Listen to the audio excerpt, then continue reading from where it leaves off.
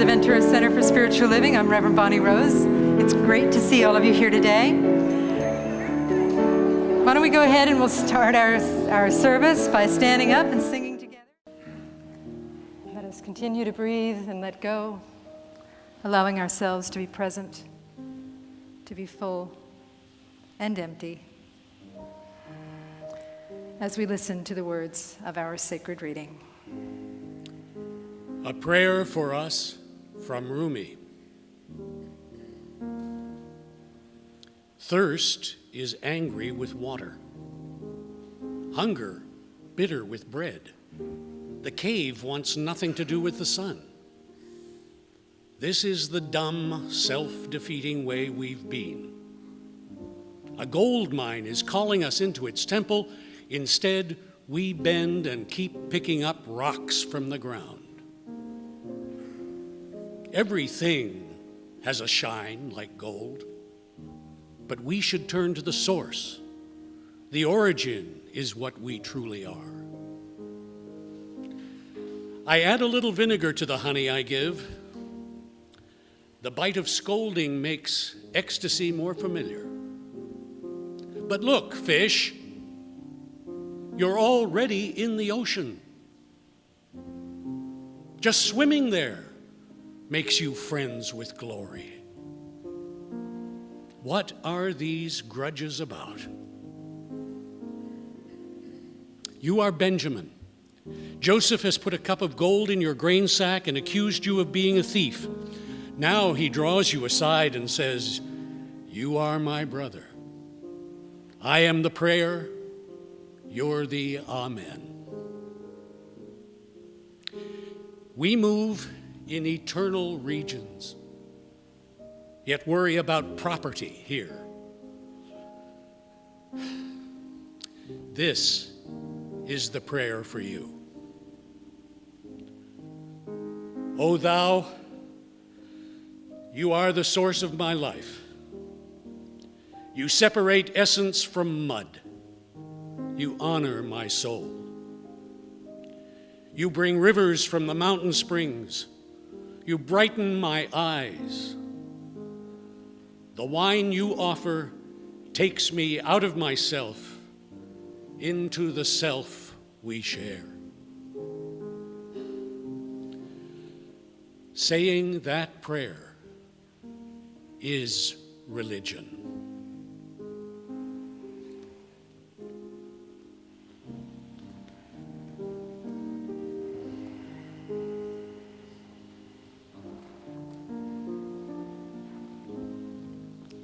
And so we breathe into the divine energy.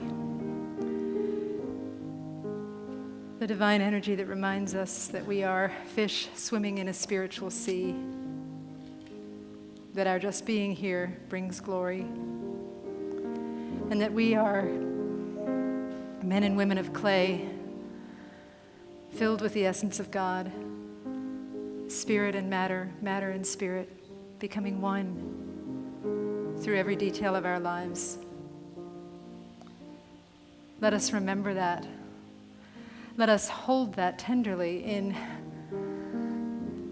that which is beyond words, but in the collective sharing of this community as we sing together, I am remembering who I am. We are so much more than we think we are. We remember the life of God as it lives and moves and has its perfect dwelling within us. We remember it for the people in this room and support them in their remembering. And we remember it for the world and the universe. Let us sing.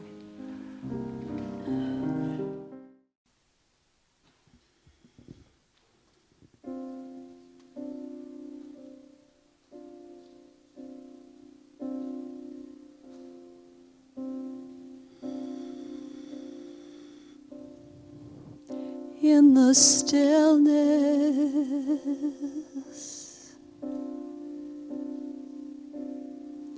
I can hear the voice of the divine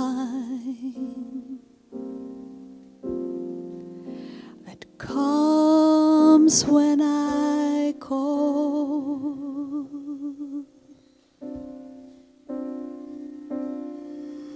in the stillness.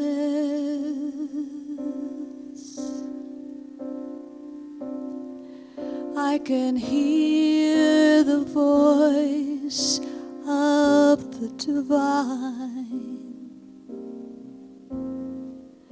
that comes when I call.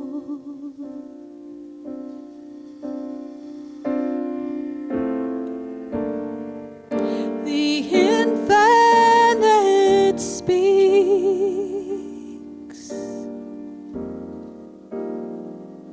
in the stillness.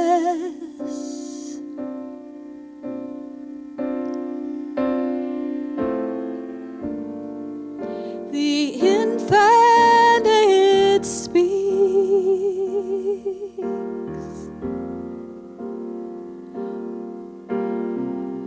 when I take the time to listen.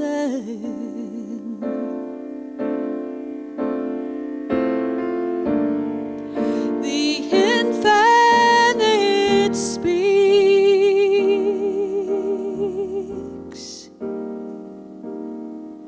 May I have the ears to hear. Come, come, I call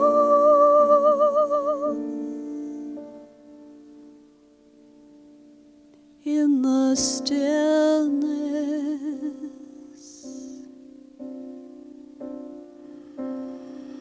I can hear the voice of the divine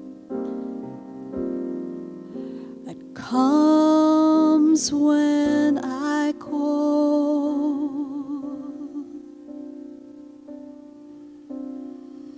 In the stillness,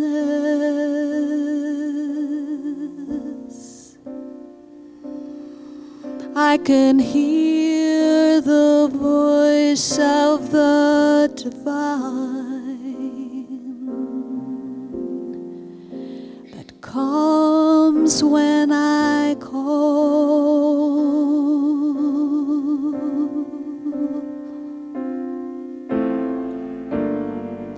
The infinite speaks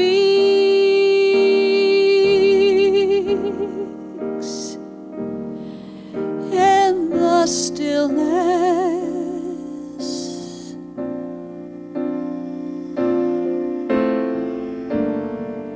The infinite speaks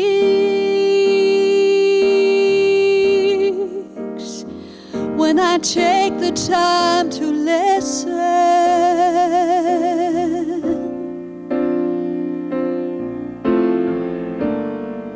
The infinite speaks.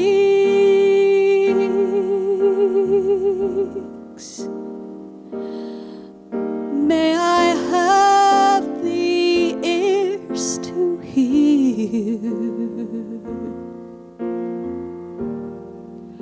I call, I call.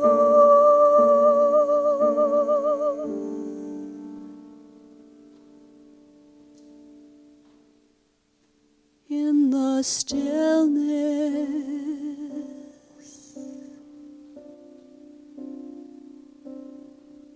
I can hear the voice of the divine that comes when I call.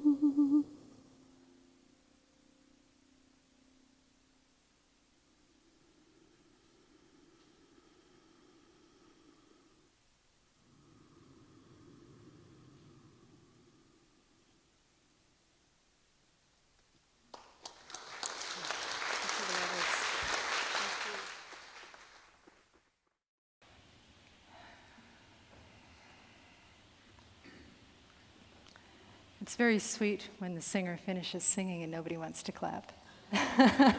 That's a good thing in this church. Jennifer did such a beautiful job of creating this place of inner stillness and peace and beauty. And I wondered, in that silence that happened after she sang, if maybe her song rendered my talk obsolete. Thank you.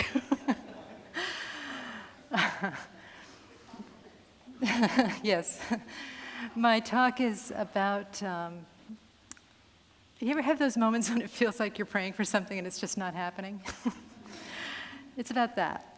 And yet here together today we sit in this answered prayer, the answered prayer that is known as this beautiful center that is just so incredible and so marvelous and so full of you, which makes it what it is. It's just beautiful. But I'm going to take a gamble here and suggest that even though we're in this beautiful place together and that life feels good in this moment, that there may have been one or two times in the past, up until now, or maybe in this moment, that it feels like there are prayers that are not being answered, whether for ourselves or for our world. And so the name of this, somebody's raising their hand back there like, I've got an unanswered prayer. Well, good for you. Thank you for that. And I also, I question talking about this because I know that probably all over the world there are science of mind ministers who are talking about how great prayer is and how wonderful faith is and that you can have whatever you want. And I got to tell you, I think that my role in this teaching is somewhat to hold the shadow side of various things, prayer being one of them. So I hope you all like the shadow. If not, you've really made a mistake by coming to this church. No, you know that I embrace the shadow because the shadow is just part of light, and it's part of the unbroken wholeness that we know as God. So the name of this talk this morning is called "Did My Prayer Get Stuck?" And it's based on a story that I've told recently, but I felt like when I told it, I didn't give it complete justice, so I'm going to tell it again. And this is a story about my friend Mark LaPonce, who I'll be seeing later on today. I'll be sure and tell him that I spoke about him in church. My friend Mark LaPonce, who is a great, extraordinary teacher of practitioners and practitioner students. And he was teaching a class of practitioners, and one of the assignments was that they had to go to see a memorial service. During the memorial, the minister did a beautiful job, and at the very end, she did a prayer.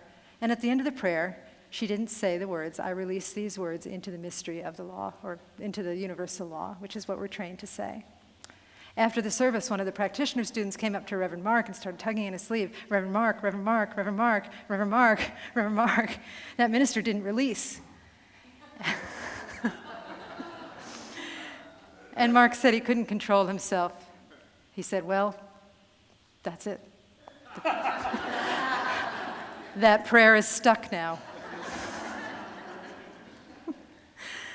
I'm glad you still laugh at that story because it's so sweet and so human and so how we are, And when I tell that story, I go to a place of that's really silly. We don't really need to release our prayers. God knows. God gets the prayer whether we release it or not. But as I was preparing for this talk, I was thinking maybe there is something to this release business.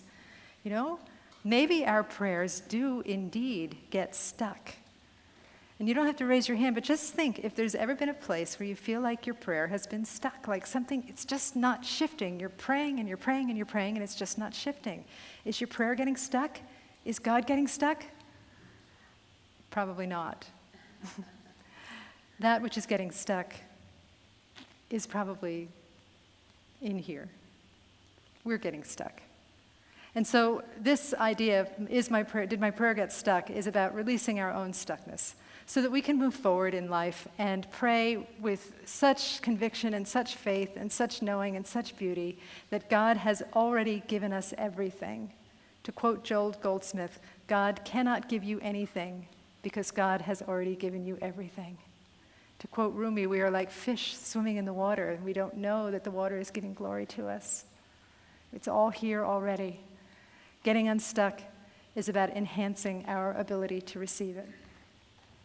So for this message today, I'm just going to be asking you a bunch of questions and then talking a little bit about them and inviting you to take these questions personally and to bring them into a place in your life that feels really stuck.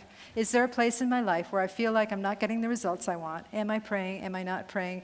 And if I am praying, is there a way that I can do it slightly differently to release the feeling of stuckness that I feel around this? Okay? All right, so the first question is, how are you praying? Now, in many faith traditions, they have standards of the way they have to pray. Some faith traditions memorize prayers like the Our Father or the Rosary or other beautiful prayers in the Jewish tradition. In the Science of Mind, we teach the 5-step prayer, 5 steps which we'll go into later on at some point if you take foundations, or if you speak with a practitioner, you'll receive a 5-step prayer, the 5th step being release. And those are all beautiful things and wonderful things. The thing is, though, is that, that 5th step called release is that we often pray, and if you're in religious science, you'll pray that we release these words into the mystery of the law, as I always say, or the universal law, whatever way you phrase that. We release, but do we really? Do we really release? How many of us have prayed at our little bottoms off or gotten a prayer from a practitioner and just prayed so beautifully, and for 30 seconds after the prayer we're like, wow, that was awesome, everything feels great, and then on your way out the door you pick up that burden again and strap it on your back and you're stuck again with that burden. We are not very good at releasing. I would say that probably the biggest form of prayer that any of us do, knowing that thoughts and actions are prayers, in this teaching, we teach that our thoughts are prayers. Probably the prayer that most of us do most of the time is the prayer of worry. Yeah, sorry to hear that. You too, right? Yeah, the prayer of worry. I did a little bit of reading on this yesterday, and it said that probably 70 to 90% of our thoughts are negative. Thoughts that we don't want to have. We think about what we wish, what we do not want, far more than what we do want. And if you've noticed, if you go to sleep with a burden, thoughts that you don't want to have, chances are you will pick up that same burden the next day. The thoughts that we tend to repeat are the thoughts that we do not wish to have. What if we could change that? What if prayer in the affirmative, whether it's a prayer asking God for help or a prayer asking for something positive in your life or a prayer knowing that the truth is already with you, what if prayer was the most important part of your day? What if your prayer was bigger than worry? And what if you could train yourself, you could become conscious enough to notice every time you're worrying about something and then use that worry, because that worry is not bad, it's just there to get your attention. It's just there to get your attention, but we work with it in a way that's not helpful. We think that the worry is actually helping when the worry is not helping. The way the worry can help is if we allow that worry to move us into a place where we affirm the prayer, where we affirm the truth. It's usually the opposite of the worry. And if you can't think of anything to say, just say, I know that God is in charge and God has got this and I can relax and let go. And then notice that you will pick up the worry again. And then the same thing. I know that God has got this. God is in charge. I can relax and I can let go. Would your life be different if you did that, do you think? Good. I'll have to get back to you on that because I did that talk last week about all the letting go and do nothing gardening and do nothing church, and I got to tell you, I was like the biggest control freak last week.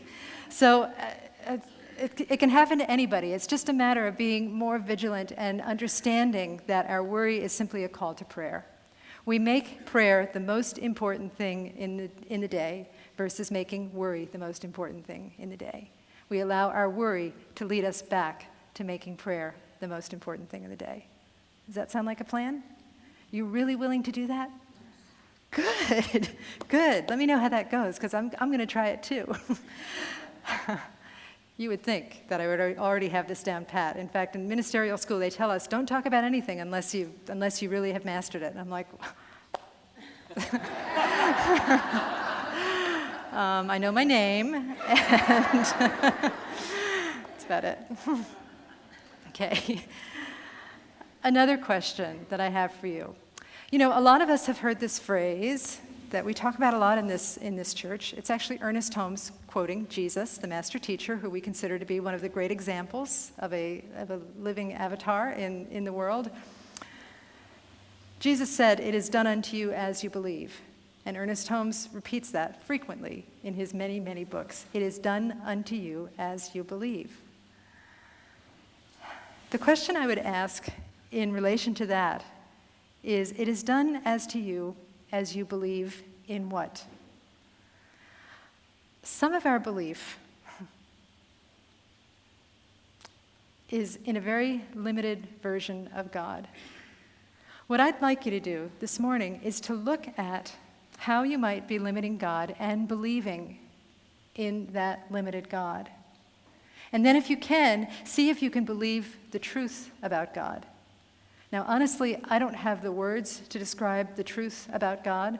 Certainly people like Jennifer who sing it and we hear it in the music and we feel something, or Hugh who does the reading through Rumi, and we feel that movement of something divine within us. That really is greater than any words that I could hope to offer. But I do know that God is much bigger than I think God is. And I do know that, as I've been saying lately, that God is this relational thing. You know, in Christianity they call it a trinity. We also have a trinity in the religious science symbol up there. There is this ongoing circle dance going on in the universe that is of presence and person and process. It's a mystery. We can't really understand it. But we know that something divine, some spirit, created matter out of itself. The invisible became visible so that we could look at the visible and hope to understand the invisible. As above, so below. As below, so above. There is this vast mystery of goodness that surrounds us always. The world is always reaching for its good, as Emma Curtis Hopkins said.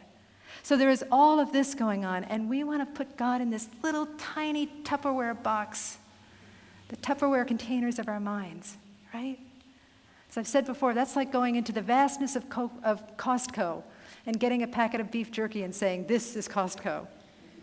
It's not. Costco is vast, and God is vaster. So what a lot of us do is that we take our problems and we make our problems bigger than God. And somebody wise said this, I don't remember who, but they said, bless you, but they said, instead of telling God how big your problems are, why don't you tell your problems how big your God is? Are you willing to try that? Will you remember? Will you pinch each other? Not now, so in case you forget. Oh, good. They're pinching in the front row. And this row over here is trouble. I'm just not even looking over there.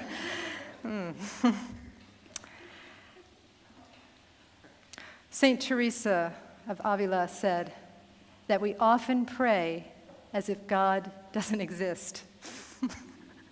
Is that crazy or what? Not that she says it. It's crazy that we do it. We often, and I'm paraphrasing her, but we often pray as if God is not in the room or God doesn't exist.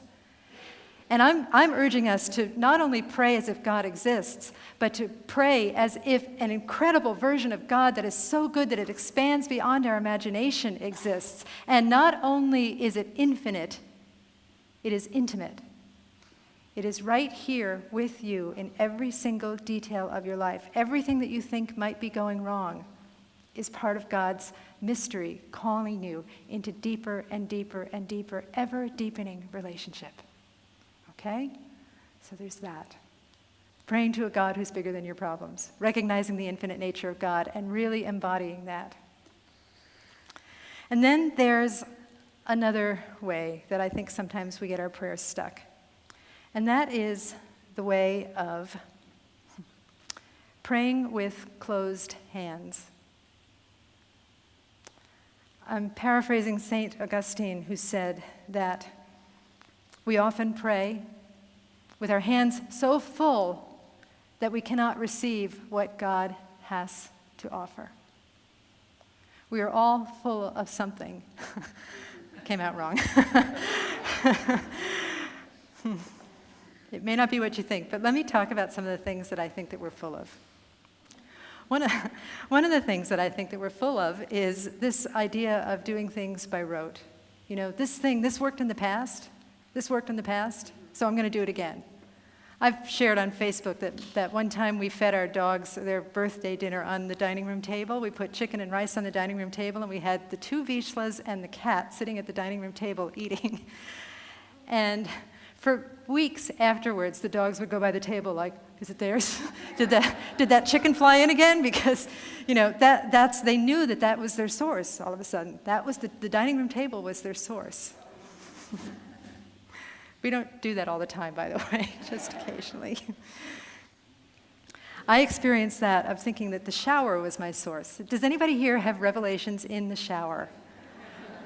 Thank you. Let's all shower together and have revelations. Okay, if you're new here, it's not that kind of a church, just so you know.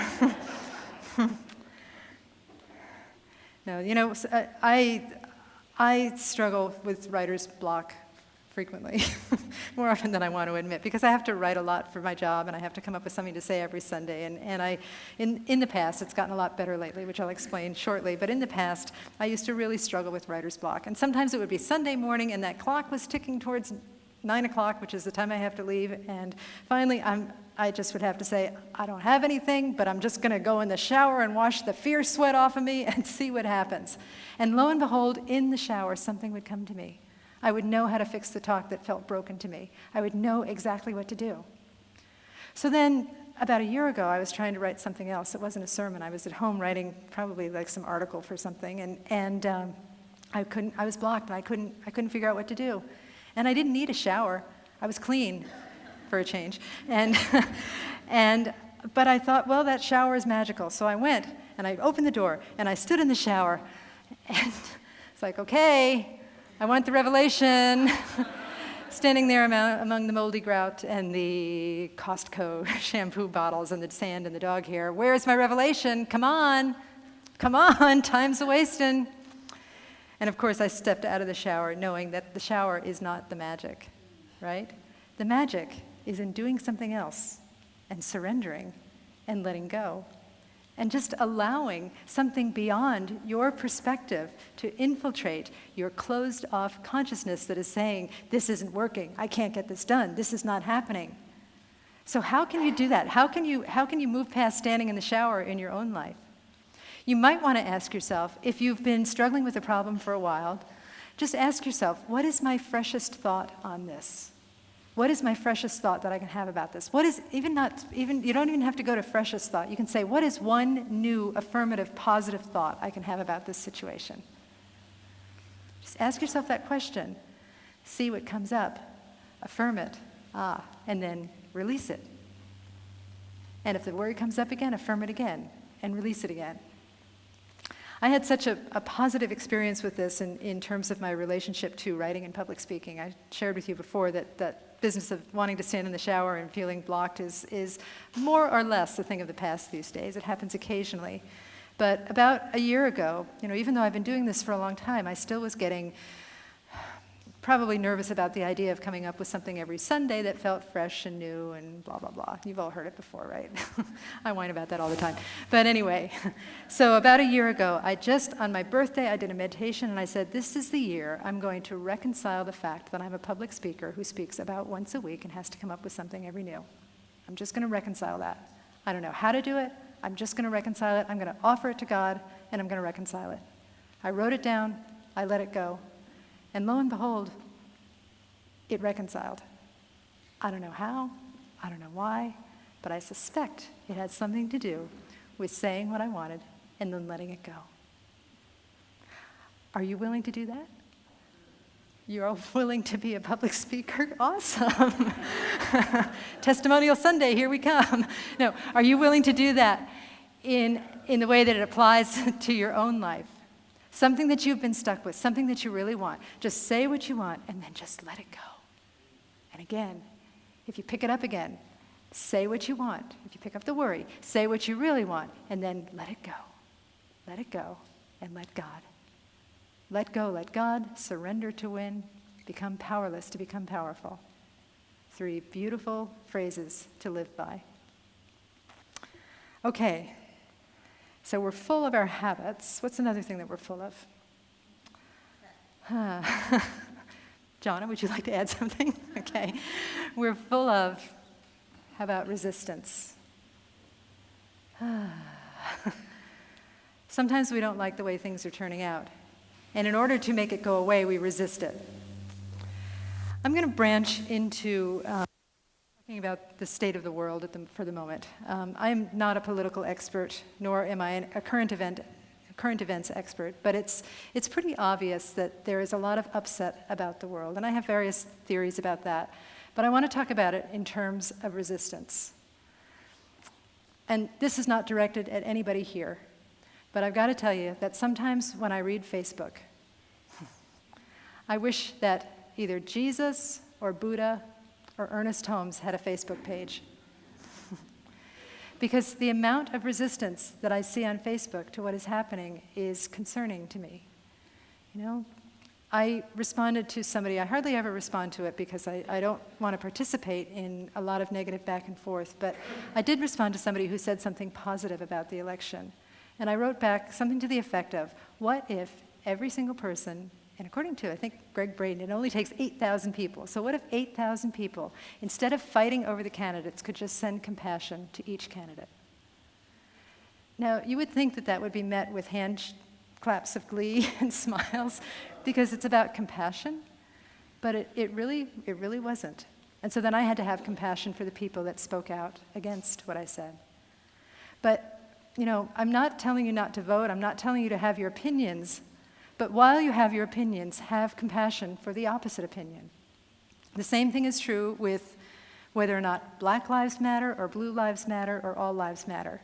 The answer to, do Black Lives Matter? Do Blue Lives Matter? Do All Lives Matter? Is yes. And it doesn't mean that you can't have your opinions about the various manifestations of all of that, but just know, as you have your opinion, part of your duty in having your opinion is sending compassion, sending love, doing the Buddhist loving kindness practice. May you be well, may you be happy, may you be filled with loving kindness, whatever it takes, sending it to the opposition. And I say this not to be political or not to impose my own opinions upon any of you. I say this out of concern because, as Judy Pando very wisely pointed out on Facebook, what we have been doing up until now does not seem to be working really well. You know, all of this resistance, all of this fighting, and it seems like we're getting better and better and better at polarizing and resisting. So it seems like it's up to people like us to try something different and see what happens. If it doesn't work, we can give it up. But in terms of resistance, what if you could release some of the resistance in the world simply by adding your consciousness of compassion to whatever feels like it might be against you? Knowing and trusting that God is in charge, there is nothing and no one against you, and that your compassion actually makes a difference. It's the butterfly principle. The idea of the butterfly fluttering its wings in Japan is felt in Dallas, Texas, or wherever. And if we're going to do that globally, we can also do that locally with ourselves. What if whatever seems against you, whether it's a person or a condition or whatever, you were to bless it and love it? You don't have to like it, but it's wise and releasing to love it. To me, that helps us get unstuck quicker than just about anything. Are y'all hot? You want to go home? I'm almost done. I got one more thing to say. Oh, yes, that's an important release thing. Okay. All right, one other way that we get stuck, that we keep our hands full, that we are full of something, is we are full of results. We want a certain result. We're desperate for a certain result. Forgetting that sometimes, remember that God that I spoke about, that is this mystical trinity that's in action, that is spirit becoming matter and matter becoming spirit, forgetting that that may have a broader idea of what the best result for us is. I most certainly experienced this when, it's been 6 years now, 6 years ago when I, as I like to say, came down with a touch of cancer, and I was desperately praying to be like a minister that I knew who had dissolved her tumor with the power of her prayer, her mind. And I just really, really, really, really wanted that to happen. In the meantime, of course, I was looking up every bad thing on the internet I could. But I really wanted and believed that I could dissolve this tumor through the power of prayer. I had other people praying with me as well. And I didn't. I ended up having surgery and radiation, and I have to tell you that I'm so glad that I did. It was a beautiful, beautiful experience. And the demonstration beyond simply the simple dissolution of a tumor happened when I was with my nephew. He had called during my radiation treatment. I only went for 10 days and had it twice a day, and he was concerned about me. He thought I was being a German, a stoic, which I probably was, but he wanted to come up and do something for me, so I told him to come up, and he ran the dogs for me, and then he bought me dinner, and we ate dinner in the backyard, and I went into the kitchen, and he went in to use the restroom, and he came out, and I was loading the dishwasher, and as I was loading the dishwasher, I was playing my iPod, and Baby Got Back came on the iPod, and I was loading the dishwasher, probably 5 days post-op, singing and gyrating. I like big butts and I cannot lie. You other brothers can't deny. and my nephew came out and he saw me doing that. And his eyes filled with tears and he said, "Oh my God, you really are okay." From the prophet Sir Mix-a-Lot. he hath proclaimed it. But I said to him, and this is where the gift was, I said to him, yes, I am okay, because I have redefined cancer. And that was the gift, because if I can redefine cancer, I can redefine anything. And so can you. You can redefine anything that is happening in your life. You can redefine a difficult relationship. You can redefine a crazy-ass election. You can, sorry about the ass. You can redefine whatever is happening in the world, because the truth is that what we say here is that it is all God. There is only good. That is the truth. We fail to see it.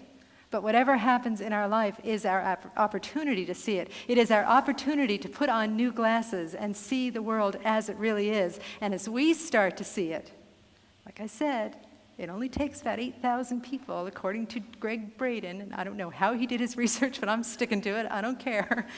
It only takes about 8,000 people. So you do it here, right? You tell your friends start doing it. And that starts to have a major impact on the consciousness of the world. Again, in the words of the prophet Judy Pando, what we have been doing so far has not worked.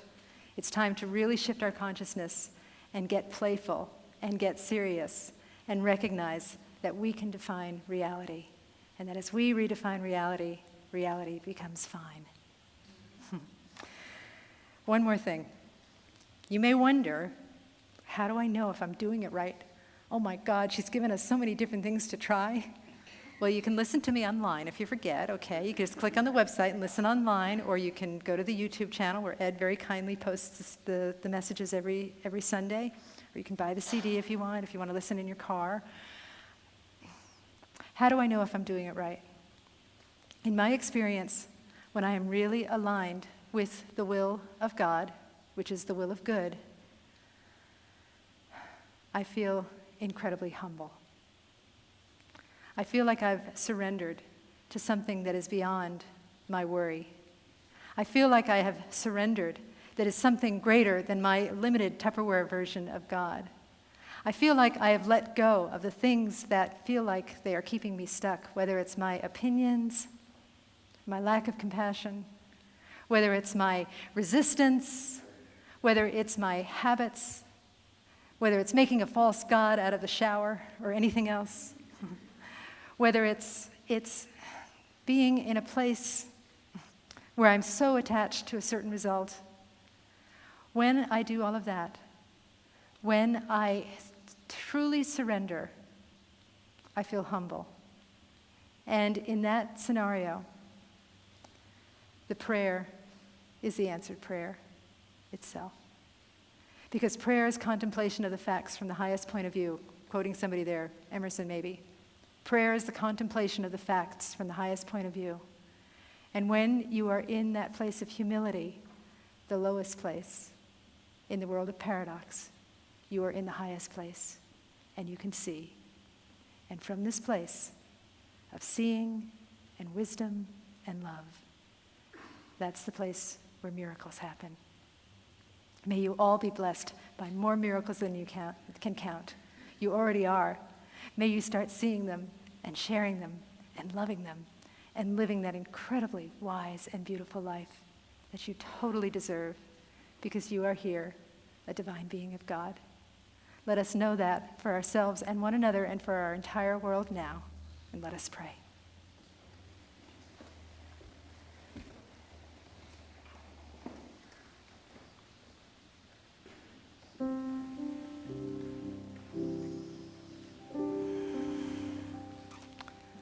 I turn within to the wholeness that I am and know that the I am is the name of God. That God that cannot be defined, so it chose to reveal itself in the words I am. How wonderful is that? The I am can be anything. And I know truly that the I am is one with who we are. And so today we awaken to that I am presence. We call it forth, we live in it, we move in it, we have our being in it, and we trust it. From this place, we know that our prayer has already been heard and already answered. From this place of knowing the I am presence, we get ourselves out of the way. We allow a greater, truer vision of God to fill our consciousness. We allow ourselves to let go and to pray with empty hands, to let go of resistance, to let go of habit, to let go of results, and simply trust that that incredible being that has already given us everything is revealing perfection and wholeness in our lives as we breathe, as we let go. And our only job is to receive it. And so today, I am, on behalf of all of us, open to receive. You are open to receive. The world is open to receive. I know this truth for every single person sitting in this room, and I know it for the world around us. That God is present. God's fullness has never let us down. And God's will prevails, which is the will of love. I am so grateful for this teaching and so grateful for this truth, so grateful for the transformation that I know has occurred here today because of our time together, so grateful for the transformation that ripples out and blesses the world around us. I bless this spiritual community and every single person in it. I bless this teaching as I give thanks for it. I bless all paths to God, churches, synagogues, temples, mosques, ashrams. I bless fundamentalists and atheists. I send compassion to everyone. And with a heart that is so filled with blessedness, so filled with love, I say, thank you, Spirit, thank you, God. And I release these words into the mystery of the law. And together we say, and so it is.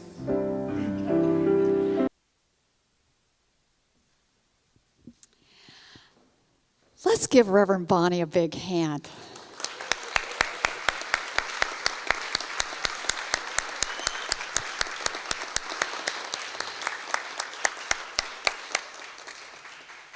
Well, I'm so glad you're still speaking. And I'm going to give you a hand, too, because I'm glad you're going to take whatever she said today and you're going to rise up in it, right? Yeah. And here's a song for you to help encourage you on the way, called Rise Up. Thank you, Rex.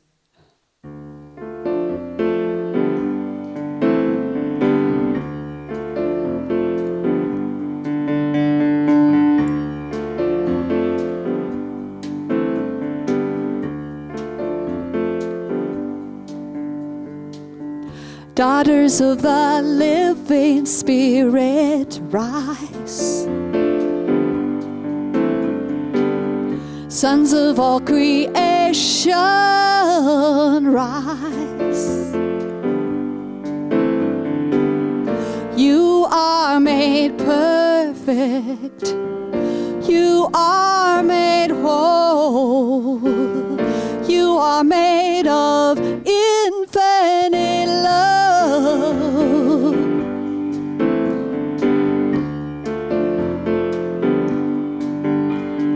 Whoa, whoa, whoa, rise.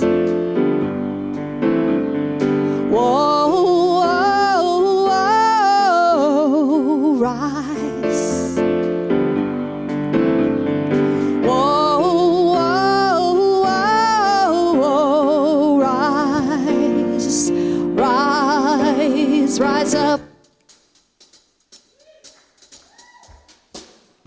Workers in the fields of light, rise. Artist of creation, rise.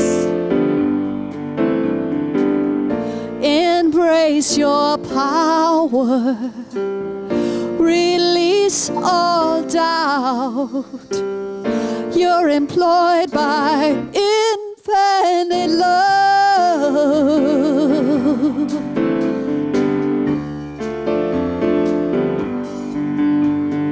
Whoa, whoa, whoa, rise.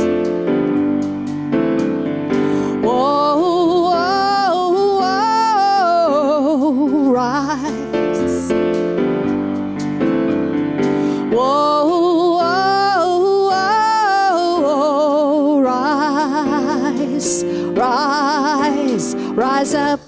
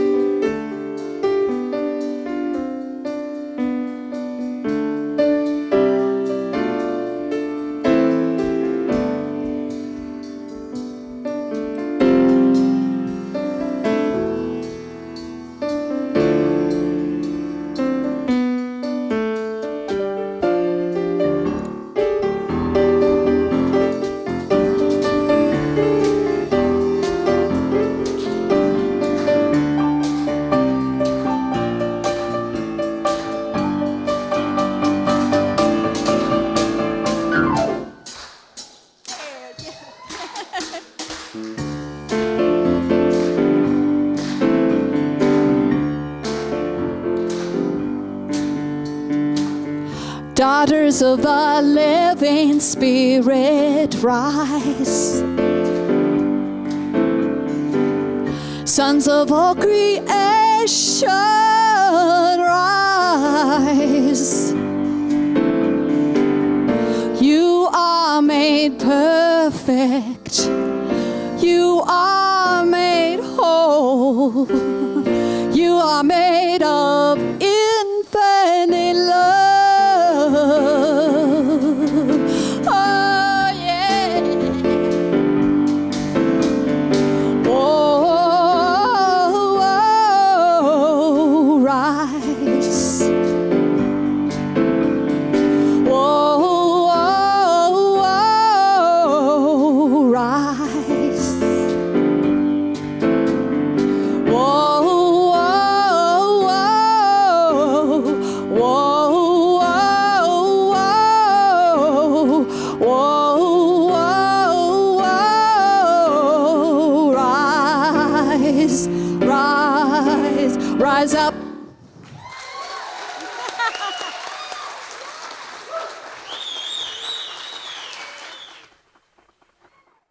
We'll sing. Please repeat after me. I am held in Spirit's holiness, divinely guided by wisdom, courage, and love. I am always connected. I see God in everything. I create joy on earth as I share my blessings. Thank you for my life. And so it is.